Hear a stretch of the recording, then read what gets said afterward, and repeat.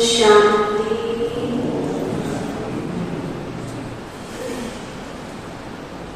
आज सतगुरुवार की सभी को प्यार भरी ओम शांति।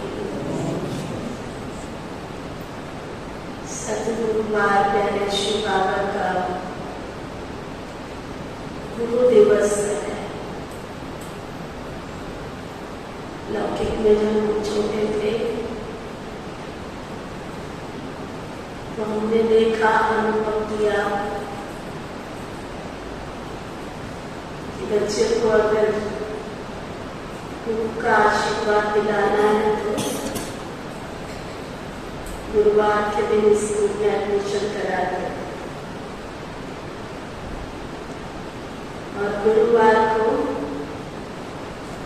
विशेष रीति वृक्षपति की दशा कहा जाता है। दुनिया में बहुत सारी दशाएं हैं। शुक्र की दशा, राहु की दशा, चंद्र दशा,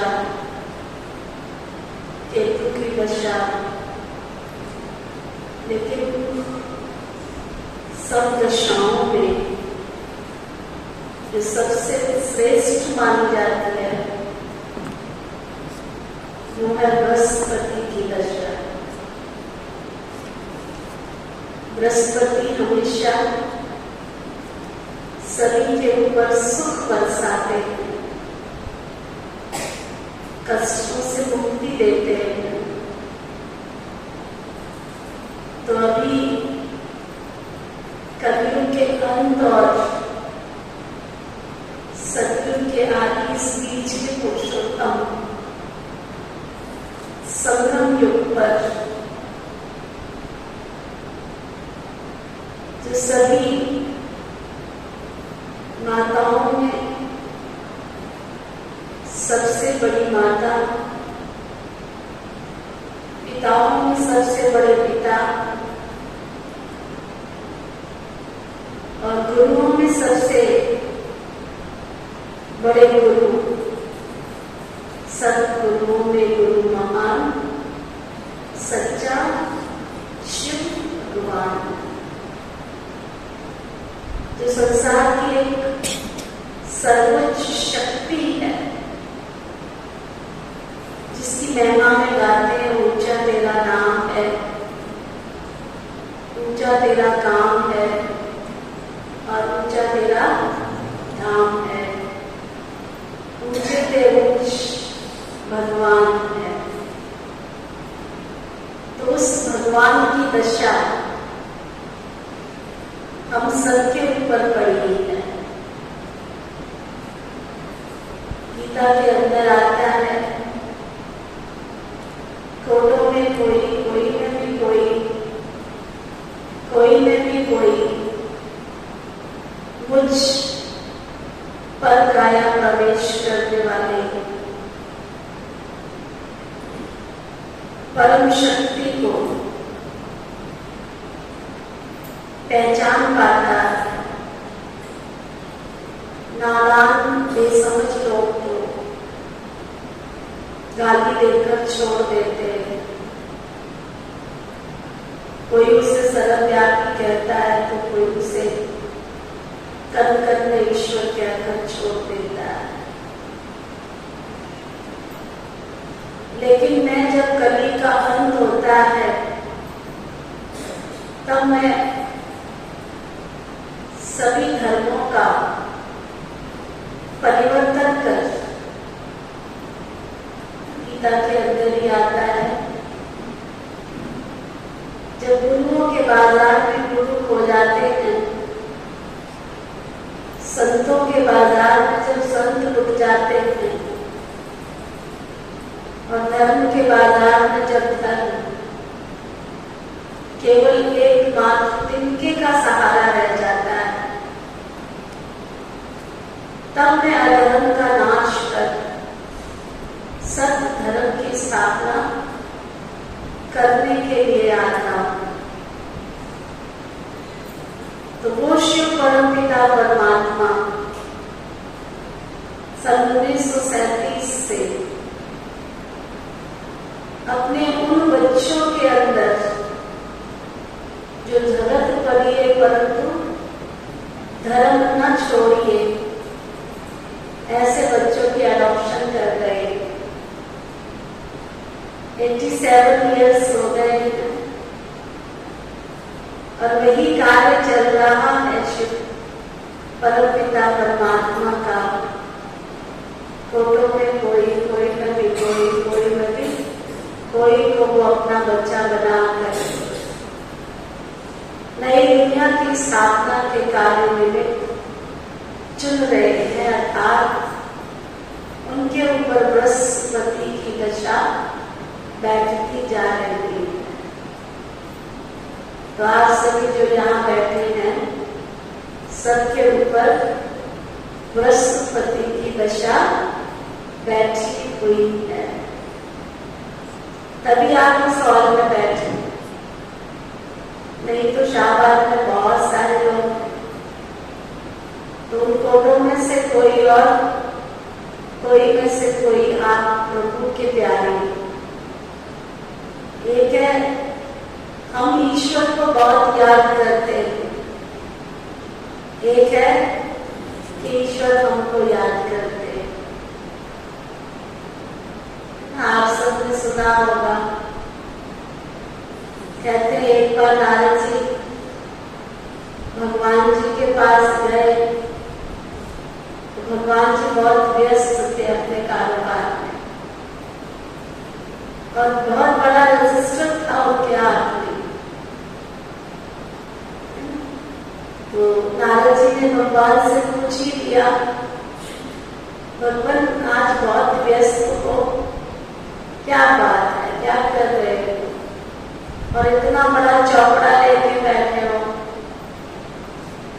तो भगवान ने बहुत सहज भाव में उत्तर दिया कि नारद, आज मैं रजिस्टर में उनका नाम लिख रहा हूं जो मुझे बहुत याद करते हैं। याद नहीं क्या, बहुत याद करते हैं। तो नारद जी को शंका पैदा हुई कि मेरा नाम इस रजिस्टर में है या नहीं। तो वो चल रहे थे उधर से उधर, उनसे रहा नहीं गया। तो पूछा, भगवान आप जो रजिस्टर में नाम लिख रहे हो तो मेरा नाम कहाँ है इसमें? तो भगवान जी ने रजिस्टर दिखाया और उसमें सबसे ऊपर इसका नाम था, नारद जी का नाम था। नारद जी बड़े खुश, उनको एक शफा थी कि वो तीनों लोग में भ्रमण कर लिया करते थे, उछलते कूदते दौड़ते भागते सभी देवताओं के पास हवा की तरह पहुंच गए और सबको जाके संदेश दे दिया। आपको पता है भगवान जी रजिस्टर लिख रहे थे कि उनको कौन कौन याद करते हैं, तो मेरा नाम सबसे ऊपर है। बड़े खुश थे बहुत, याद भी करते थे, इसमें कोई शक नहीं थी। थोड़े दिन के बाद फिर वो घूमते फिरते भगवान के पास पहुंचे। तो भगवान जी फिर कार्य में व्यस्त थे, लेकिन आज उनके हाथ में बहुत बड़ा रजिस्टर नहीं, क्या था, छोटी सी डायरी थी। और आज भगवान जी क्या कर रहे हैं, ये शंका फिर से पैदा हुई नारद जी के मन में। तो नारद जी ने पूछ ही लिया, भगवान इस छोटी सी डायरी में क्या कर रहे हो? आज फिर से आप डायरी लिख रहे हो? तो भगवान जी ने कहा, नारद आज मैं उनका नाम लिख रहा हूं जिनको मैं खुद बैठ कर के सुबह से याद करता हूँ, 24 घंटे याद करता हूँ, आज मैं उनकी माला तैयार करता हूँ, उनके नाम लिख रहा हूँ। नारद जी को फिर से शंका पैदा हुई कि इसमें मेरा नाम कहाँ पे होगा? हाँ? तो कहाँ पे था नारद जी का नाम? उनसे रहा नहीं गया, पूछा, डायरी आके भगवान जी को दिखानी पड़ी। तो जब डायरी देखी तो उसमें सबसे ऊपर हनुमान जी का नाम था। नारद जी का नाम सबसे लास्ट में। ऐसा क्यों हुआ?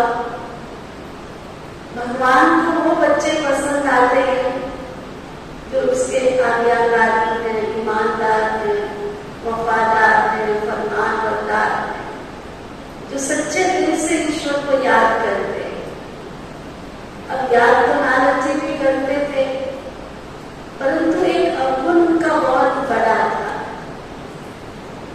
जो इधर की बात उधर करना, उधर की बात उधर करना। तो इधर की बात उधर और उधर की बात इधर, तो ये तो दुख पहुंचाती है। तो दुनिया में कहते किसी को भी दुख नहीं देना। ईश्वर को दुख देने वाले बच्चे बिल्कुल पसंद नहीं आते। तो हमें कौन सी डायरी में नाम लिखाना, रजिस्टर में या डायरी में? तो आप सभी जो यहाँ बैठे हो ना, तो ईश्वर की डायरी वाले बच्चे बैठे, जिनको ईश्वर ने खुद याद करके यहाँ लाया है। लेकिन अब उस डायरी में परमानेंट जगह बनाना, उसके लिए ये बाबा अपने महावाक्य हमें रोज सिखाते हैं, सुनाते हैं, समझाते हैं कि तुम्हें इस संसार जगत में चलना कैसे है। बेशक तुम्हारे होने का अकाउंट था, तुम्हारे अंदर कोई खूबी है, विशेषता है, तो मैंने तुम्हें अपना बच्चा बनाया है। बट अब उस विशेषता को दिन दूनी रात चौगुनी उन्नति कर बढ़ाते जाना है। तो आज बाबा अपने मीठे बच्चों को क्या कह रहे हैं, सुनते हैं। आज बाबा मीठे बच्चों को कह रहे हैं, मीठे बच्चे, अशरीरी बनने की मेहनत कर। डिटैच ऑफ द बॉडी, शरीर से न्यारे बनने की मेहनत करो। अशरीरी अर्थात कोई भी धर्म नहीं। मैं हिंदू, मैं मुसलमान हूँ, मैं सिख हूँ, मैं ईसाई हूँ, मैं फला हूँ। नो, धर्म की दीवार कोई भी नहीं है हमारे बीच में। हम आत्मा आई भी अकेली थी और हमको जाना भी अकेले। कोई भी दैहिक धर्म नहीं, संबंध नहीं। अकेली आत्मा बाबा को याद करती रहे बस। मैं शिव बाबा का पुत्र हूँ, मैं शिव बाबा की संतान हूँ, संसार की सर्वोच्च सत्ता की संतान हूँ। अंदर में बार बार यही अभ्यास करते रहना,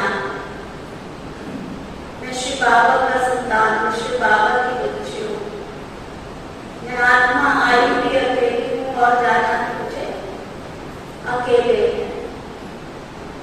यही याद का बल हमको 100% ताकत देगा, बल देगा, हमारी इनर पावर को बढ़ाएगा। कोई देह के धर्म में हमको फंसना नहीं। जब हम परम धाम से सृष्टि पर आए थे,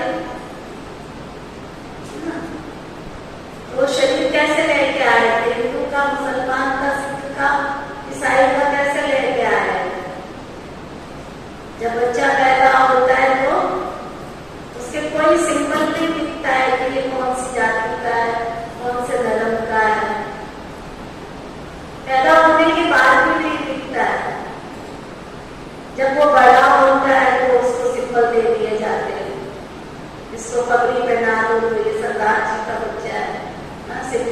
रखा है, इसको टोपी पहना दो, इसको मूंछें दे दो, इसको दाढ़ी पहना दो, ये सब बात की बातें। तो आत्मा तो आई भी अकेली है और उसको जाना भी अकेला है। तो बाबा हम सबको सिखा रहे हैं, बच्चे तुम्हें किसी भी देह और देह के धर्म की दीवारों में जकड़ना नहीं है, अपने आप को फंसाना नहीं है। ये याद तुम्हें बहुत शक्तिशाली बनाएगी। फिर टीचर है ना बाबा तो प्यार से पूछ रहे हैं, तुम बच्चों में 100% ताकत बल कब आएगा और उसका पुरुषार्थ क्या है?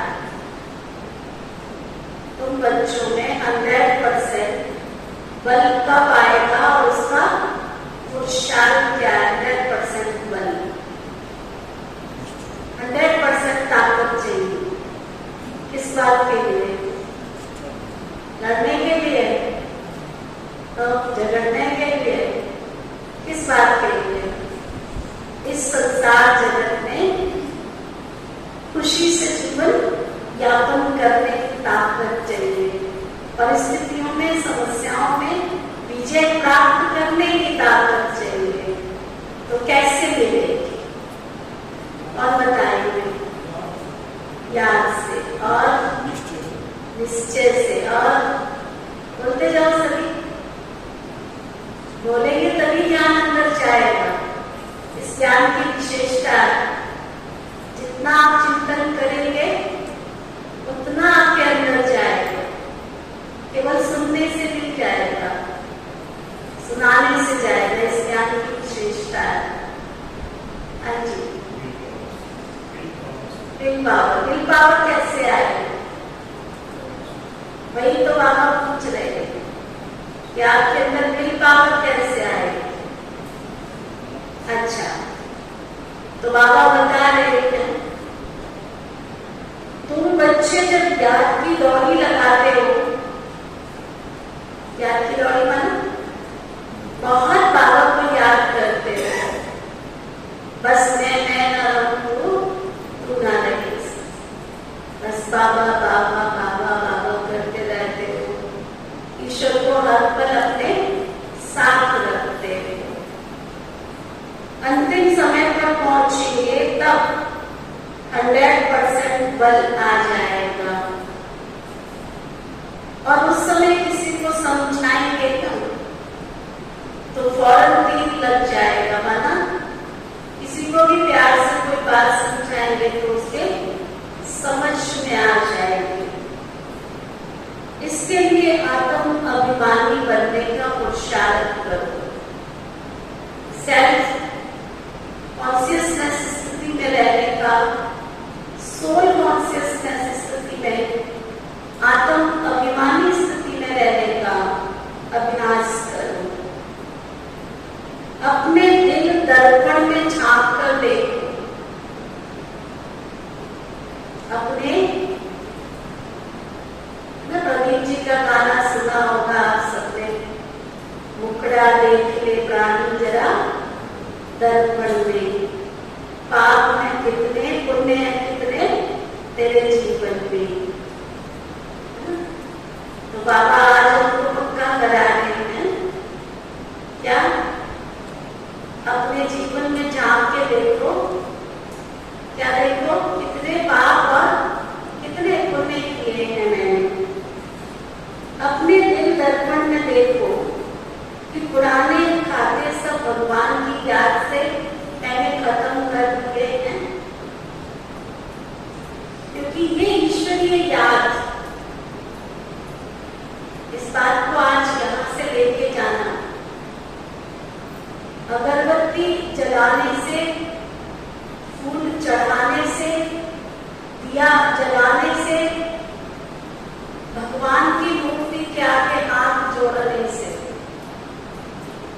हमें कुछ पल के लिए शांति और खुशी मिल सकती है, लेकिन हमारी आत्मा पर जो जन्म जन्मांतर के पाप हैं वो दग्ध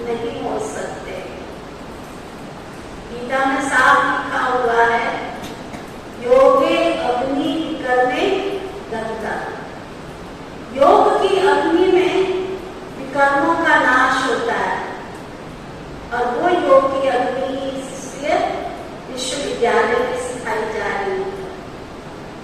तो आप सभी भाई बहन जो है आते हैं टाइम से, लेकिन योग की तरफ अभी अटेंशन नहीं जा रहा है।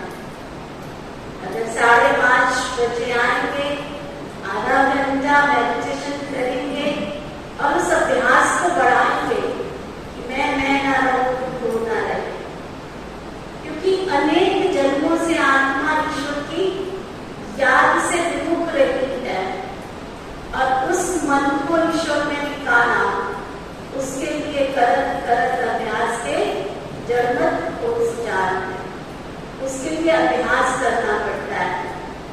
केवल ज्ञान सुनने से आत्मा के पाप नाश नहीं होंगे, ईश्वर की याद की अग्नि से पाप नाश होंगे। ईश्वर की याद में बैठेंगे तो पाप नाश होंगे। गीत है, बहुत प्यारा गीत है, प्यारे बाबा की याद करा रहे हैं। तू प्यार का सागर है, भक्ति में गाते थे, तू प्यार का सागर है, तेरी एक बूंद के प्यासे हो। लेकिन अब हमें शिव बाबा सागर मिला है, तो एक बूंद के प्यासे नहीं है ना। किसी गरीब का बच्चा राजा की गोद में चला जाए, राजा अडॉप्ट कर ले, तो राजा से वो 1 पैसा 2 पैसा मांगेगा क्या? कल तक उसी दरबार में जाके कहता था, ये दादा के नाम तुझको अल्लाह रखे, है ना, कुछ मुझको दे दे। लेकिन दूसरे पल में अगर वो राजा उसको एडॉप्ट कर ले, तो वो करेगा ही जाकर के दादा के नाम तुझको अल्लाह रखे, अधिकारी बन जाएगा। तो शिव बाबा ने भी क्या किया है, हमें अपना बच्चा बना दिया है। अब हम प्यार के सागर के बच्चे। तो आज सारा दिन क्या चिंतन करना है हमने, होमवर्क नोट करिए। आज सारा दिन चिंतन करना है, हम कौन हैं, कहां से आए हैं और क्या करने के लिए आए हैं और क्या कर रहे हैं। ठीक है, हम कौन हैं, कहां से आए हैं, क्या करने के लिए आए हैं और क्या कर रहे हैं, ये चिंतन का विषय है। क्या मिलता है हमको शिव बाबा से,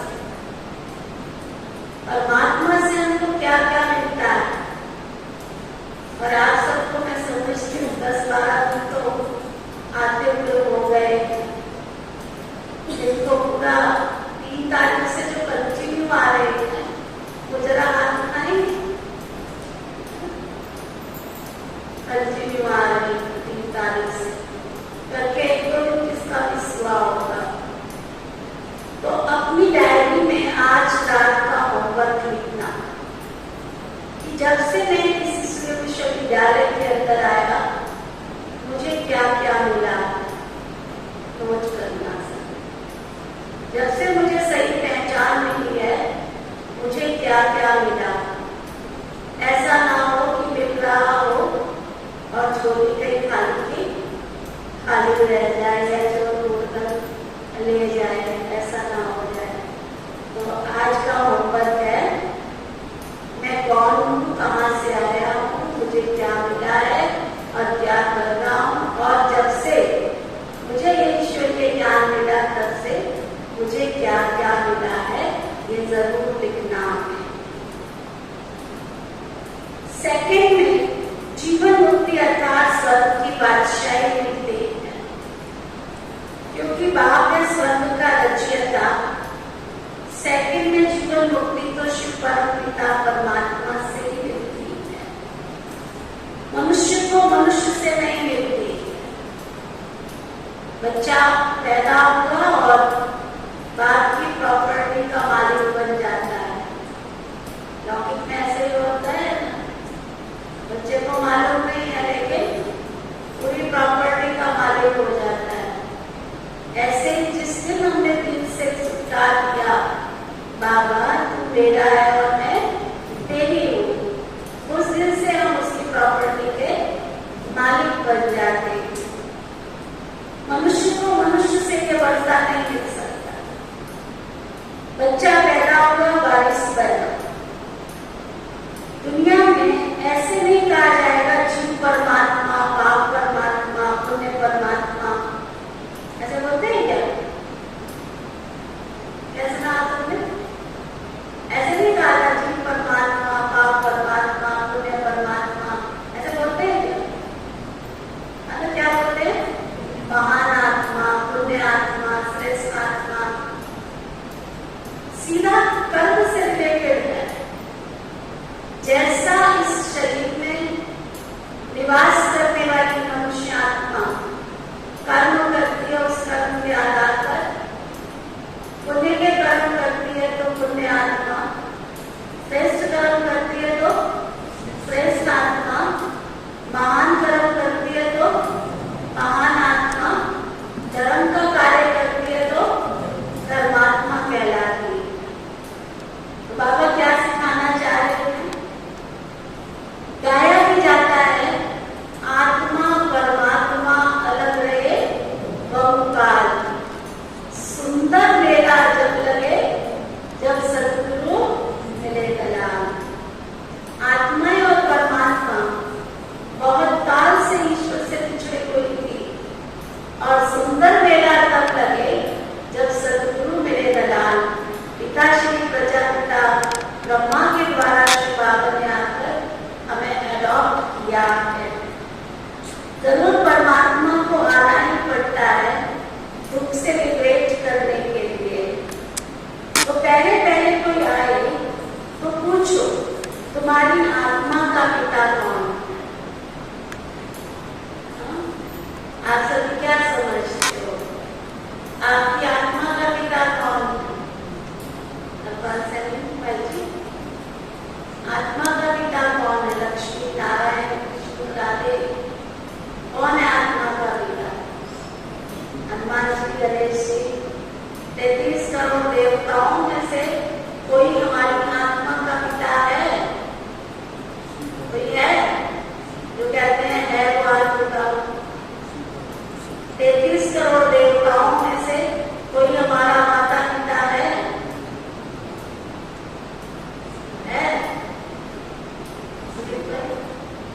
है?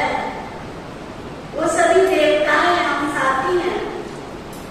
हम साथी हैं, वो हमारे पिता की संतान है। आत्मा का पिता ओनली वन एक है, गॉड इज वन, ईश्वर प्रभु शिव पिता परमात्मा। वो सभी मनुष्य आत्माओं का पिता है, चाहे वो हिंदू है, चाहे मुसलमान है, चाहे सिख है, चाहे ईसाई है। गॉड इज वन, ईश्वर एक है, अनंत है, निराकार है, अहंकारी है, निराकार है। वो सातवें आसमान से पार परम धाम में रहता है, परलोक का निवासी है। हम उसकी संतान हैं। हमारे दिल को स्वीकार क्या करना है कि हम उस परम शक्ति, सर्वोच्च शक्ति, उस परमात्मा की संतान है, जिसको ढूंढती दुनिया सारी, वो बैठा सामने हमारे। बड़ा प्यारा गीत है।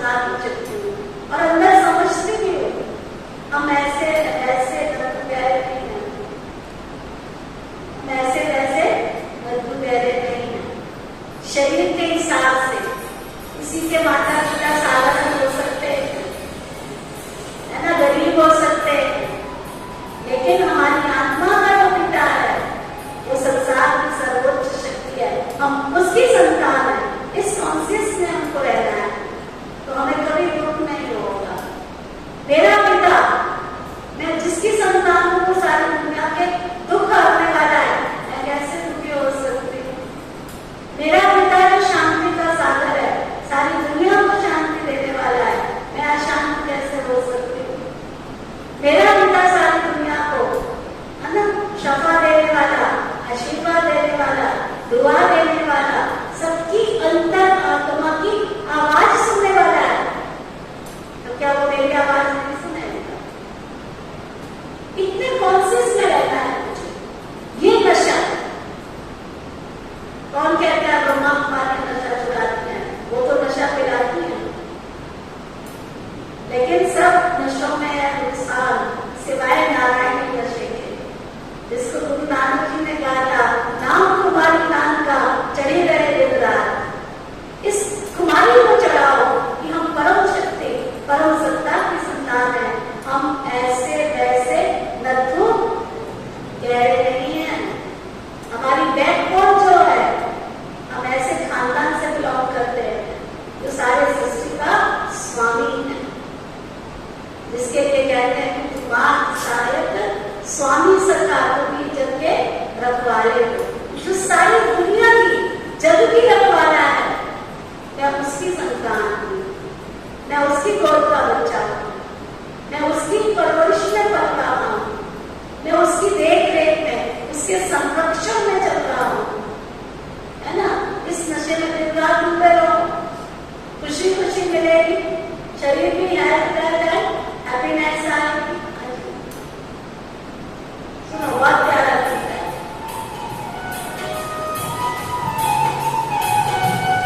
तालियां भी बजा सकते हो।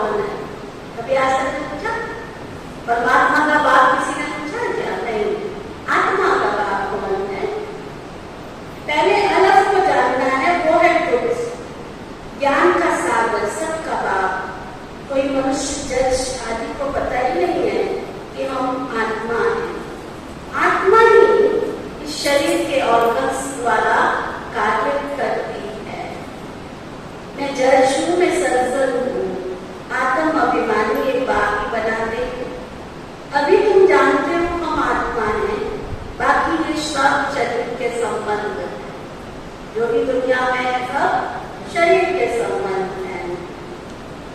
शरीर के संबंध में माँ, पिता, बहन, भाई सभी लगते हैं, सभी संबंध में आते हैं। बाबा को समझाना पड़ता है, हम आत्माओं का बाप स्वयं निराकार परमपिता परमात्मा शुद्ध है, पतित को पावन बनाने वाला, गॉड इज क्रिएटर, वो सृष्टि का सृजनहार है, वो रचयिता है, नई दुनिया बनाने वाला। ये भारत पहले स्वर्ग था, ये समझने की बात है। हम उस भारत देश के वासी हैं जो पहले स्वर्ग कहलाता था, जिस स्वर्ग के अंदर, नरक के अंदर बच्चा कृष्ण था और बच्ची राधा थी, उस भारत देश के वासी हैं। God is one, world is one, सतयुग एक था, कलयुग है अभी। भारत फिर से स्वर्ग बनाने के लिए शिव परमपिता परमात्मा इस सृष्टि पर आए हुए हैं। आत्मा परमात्मा दोनों अलग चीजें हैं। कई लोग कहते हैं आत्मा निर्लेप है, निर्लेप कैसे हो सकती है? आत्मा जैसा कर्म करती है उस कर्म का परिणाम आत्मा को ही भोगना पड़ता है। आत्मा कभी निर्लेप नहीं हो सकती है। मनुष्य आत्मा जन्म लेती है तो जन्म के साथ उसका मरण है। मनुष्य आत्मा 84 जन्म का चक्कर लगाती है और जैसे वो शरीर लेती है उस शरीर के आधार पर फिर से पुनर्जन्म लेती है, फिर उसको नए माँ बाप मिलते हैं। 84 का पाठ बजाते हैं, बाबा बैठ बच्चों को समझाते हैं। बच्चे घड़ी घड़ी क्या करो? आज सारा दिन का होमवर्क क्या है? मैं शरीर नहीं, मैं आत्मा हूँ। तो नहीं याद करना, सारा दिन पॉजिटिव। क्या क्या मैं आत्मा हूँ। आत्मा के साथ जोड़ लो, मैं भगवान की सिलेक्टेड आत्मा हूँ, परमात्मा की सिलेक्टेड आत्मा हूँ, भगवान का बच्चा हूँ। कई लोग कह देते हैं आत्मा से परमात्मा, ऐसा थोड़ा ही होता है। इस चक्र को जानना है, इस 84 के चक्र को वापस कर हमको अपने घर जाना है। मन बुद्धि से अपने आप को समझना है कि मैं शरीर नहीं, मैं आत्मा हूँ। सारा दिन अभ्यास करना है, मैं आत्मा हूँ। इस वर्ल्ड ड्रामा में मेरा पार्ट है और मुझे ये पार्ट बजाना है। अगर ये बात अंदर चली रही ना तो कभी दुख नहीं हो, है ना। इस सृष्टि नाटक में सबको रोल मिला हुआ है, किसी को बहन का, किसी को भाई का, किसी को चाची बनेगा, किसी को काकी बनेगा, किसी को कुछ, किसी को कुछ। सब अपनी एक्टिंग कर रहे हैं वर्ल्ड की स्टेज पर, सबको पार्ट मिला हुआ है।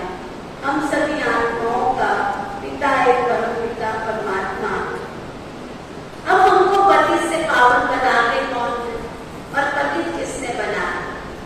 इतने हम, है ना, भक्ति में जाते हैं, मंदिर में जाते हैं, क्या कहते हैं? मुझ निर्गुण हारे में कोई गुण नहीं।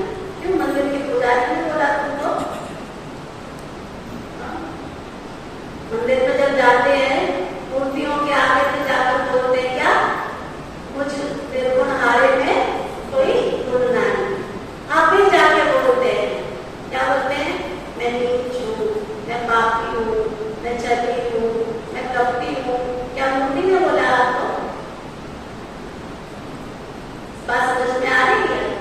हमारे देवी स्थानों में जो जाते हैं मंदिर में माथा टेकने के लिए, और जब जाते हैं तो उनके आगे जाकर के बोलते हैं कुछ निर्गुण हारे में कोई गुण नहीं। वो आरती गाते हैं ना, आरती में बोलते हैं आप एक तरस हुई मेरे ऊपर तरस खाओ, भगवान को जाकर बोलते हैं। क्यों? भगवान ने कहा तुम निर्गुण हारे हो, मूर्ति ने आके बोला कि तुम पापी हो।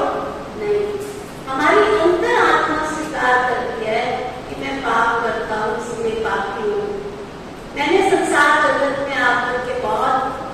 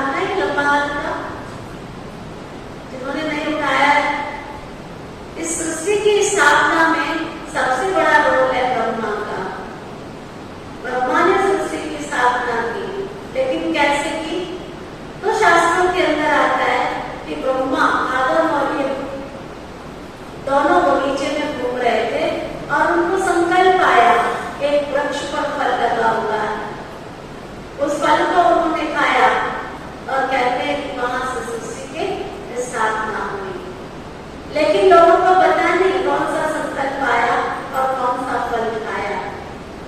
ब्रह्मा को संकल्प आया था इस सृष्टि की रचना के लिए और उन्होंने ज्ञान रूपी फल को खाया, जिससे श्रेष्ठ संकल्पों की रचना हुई और उस श्रेष्ठ संकल्पों के आधार से पुरानी पतित मनुष्य आत्माओं के विकारों को दूर कैसे शिकावत ने किया, वो हम सन 1937 से देख रहे हैं। 87 वर्ष के अंदर कितने बाबा के बच्चे ब्रह्मा कुमार कुमारी बन करके जीवन को सद्गुणों से संपन्न बना करके जी रहे हैं। तो वह बाबा ने पक्का करा रहे हैं, अभी तुम बाप के बच्चे बन रहे हो। जो समझते हैं बाबा के बच्चे बन रहे हैं, वो आपका हाँ बाबा के बच्चे हैं, स्वयं परमपिता परमात्मा के बच्चे हैं। मेहनत सारी है अशरीरी बनने की। बाप को कोई आधा पौना थोड़े ही कहेंगे, कोई कहते हैं थोड़ा सा बन रहे हैं फिर बन जाएंगे। बाबा कहते हैं ऐसे थोड़ा ही होता है। तुम जानते हो भारत में सुप्रीम पीस एंड प्रॉस्पेरिटी थी। अभी तुम डेली अभिमानी बन बाप को याद करो तो तुम्हारी आत्मा धीरे धीरे 100% पावन बन जाएगी। बाप कहते हैं लाडले बच्चे, जाते जाते बाबा क्या कह रहे हैं, लाडले बच्चे। मनुष्य मनुष्य बनते हैं। कई आकर हमसे बहस करते हैं, कहते हैं दीदी आप क्या कहते हो, ये हमने तो आज तक ये सुना था कि मनुष्य आत्मा शरीर छोड़ती है तो जाकर के जानवर योनि में जन्म लेती है। लेकिन हमारे शिव बाबा ने हमें समझाया कि मनुष्य आत्मा मनुष्य ही योनि में जाती है, जैसा कर्म करती है उस अनुसार उसको जन्म मिलता है।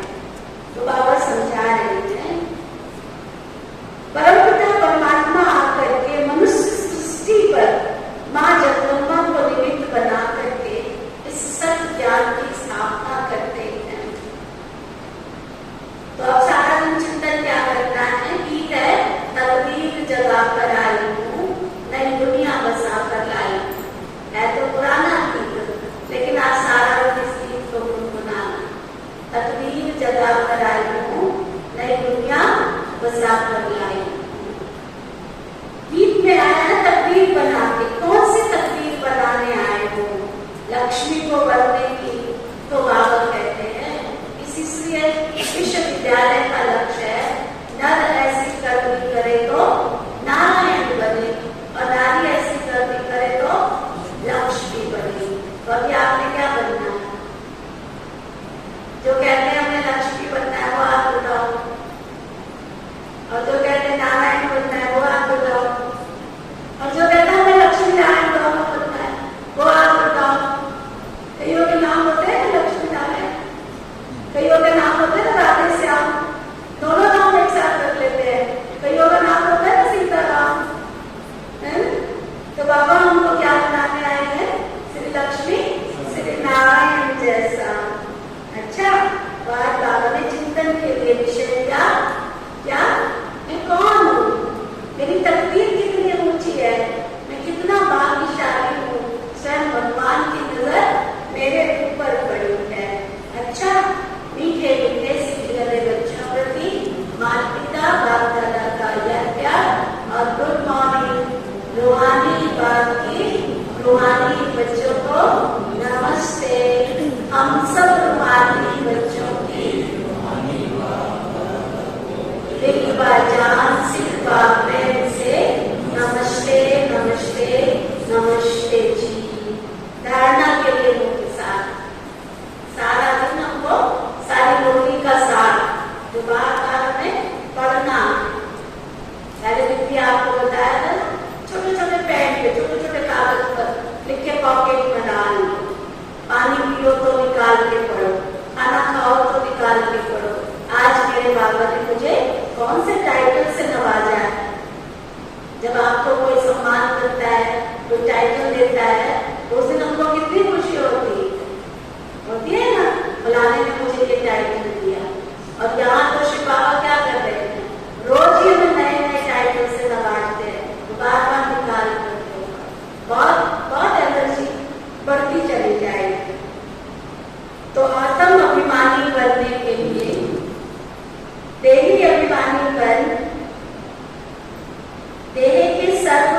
बंध हुई, हम आत्मा भाई भाई हैं। क्या पक्का करना है? हम आत्मा भाई भाई हैं और बाबा के समान मीठा बनना है ना। जैसे शिव बाबा मीठा है, ऐसे हमको मीठा बनना है। फिर बाबा पूछ रहे, बाबा बता रहे हैं, देही अभिमानी बन, आत्म अभिमानी बन, बाप का सबको परिचय देना है। प्रसाद तो बांट के खाते हैं ना, जो प्रथा चली आई है ना, प्रसाद बांट के खाने, वो यहाँ से चली आई। जो खुशी मिली है वो शेयर करो। लोग दूध बांटने जाते हैं, ऐसी की बात सुनाओ, जब लोग कहते हैं फलाने के घर दूध बांटने जा रहे हैं, सच में दूध बांटने जाते हैं क्या?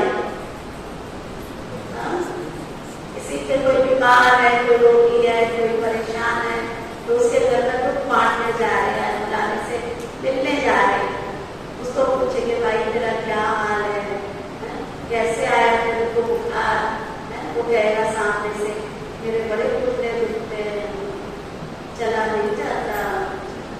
कहते अच्छा तुम्हारे घुटने दुखते, मेरी तो कमर इतनी दुखती है, मेरे से भी नहीं चला जाता है ना। वो कहेगा मेरे घर में मेरी बेटी ऐसी है, मेरा बेटा ऐसा है। तो तुम बांटने गए तुम पढ़ाने गए? क्या करने गए? बांटने गए या पढ़ाने गए? है ना। फिर हम ठीक है डॉक्टर भी बन जाते हैं, तो कहेगा ये बात, अच्छा मैंने भी ये दवाई खाई है, तुम भी खा के दे। तो बाबा क्या कर रहे हैं, क्या कह रहे हैं, बच्चे तुम्हें क्या करना है, जब भी कोई मिले तो सबको शिव बाबा का परिचय देना। भगवान इस सृष्टि पर आया है और हम उसके बच्चे बनके उससे वर्षा प्राप्त कर रहे हैं। सेकंड में जीवन मुक्ति का वर्षा बाप से मिलता है, शिव बाबा ही हमको वर्षा देते हैं। किसी से भी बाबा कहते बहस नहीं करनी। आपको हमारी बात अच्छी लगती है तो स्वीकार कर लो, नहीं अच्छी लगती है तो नमो शिवाय, हरे रामा हरे कृष्णा। अच्छी लगती है स्वीकार कर लो, नहीं अच्छी लगती है तो जय हिंद जय भारत।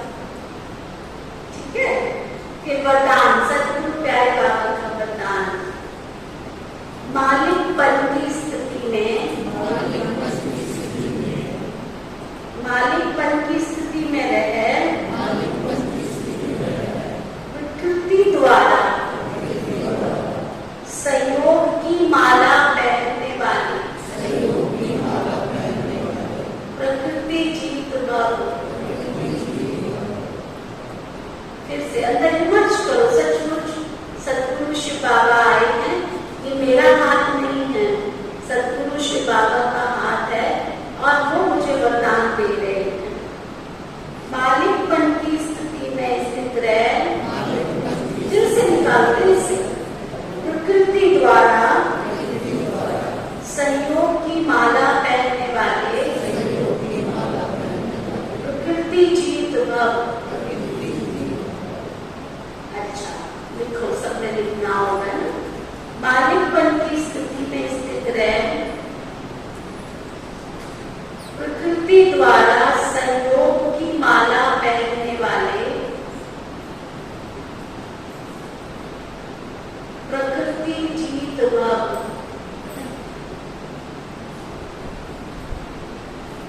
बहुत बड़ी बात है, आज आपको महसूस नहीं हो रहा है, लेकिन आने वाले समय में जैसे आप सबके घर में इन्वर्टर रखा है, कोई ऐसा घर नहीं होगा जहाँ इन्वर्टर नहीं होगा, है ना।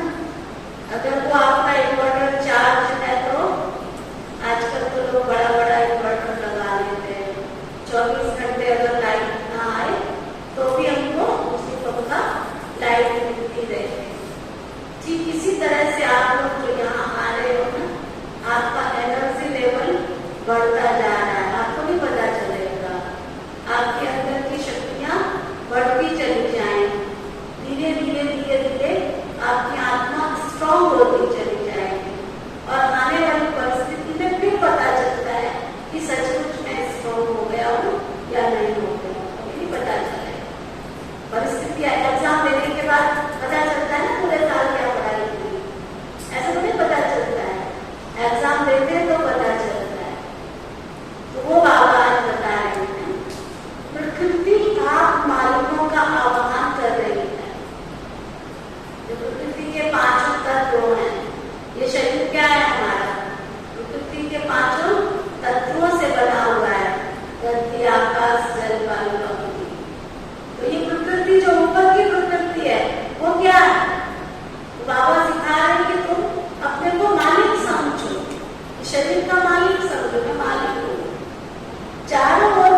प्रकृति के तत्व हलचल करेंगे, लेकिन आप प्रकृति के मालिक होंगे। वहां प्रकृति तुम्हारी दासी बन जाएगी। शास्त्रों में देखा है ना हम सबने, जब चारों तरफ पानी पानी पानी था और कृष्ण जी का जन्म हुआ, श्री कृष्ण जी का जन्म हुआ, तो उन्होंने जमुना को क्या किया? वाटर पाइप लगाया था, याद मेरे रास्ते से बड़ा पंप लेके आए थे। अभी केवल अंगूठा मार के स्पर्श किया था और पानी हट गया था, रास्ता दे दिया था। ये हमारी यादगार है। जब हम ईश्वर से इतनी शक्तियां जमा कर लेंगे तो प्रकृति क्या बन जाएगी? हमारी दासी बन जाएगी, सुना, दासी बन जाएगी। वहां प्रकृति दासी बन सेवा करेगी, फिर आप प्रकृति जीत बन जाओ तो प्रकृति संयोग की माला पहनाएगी।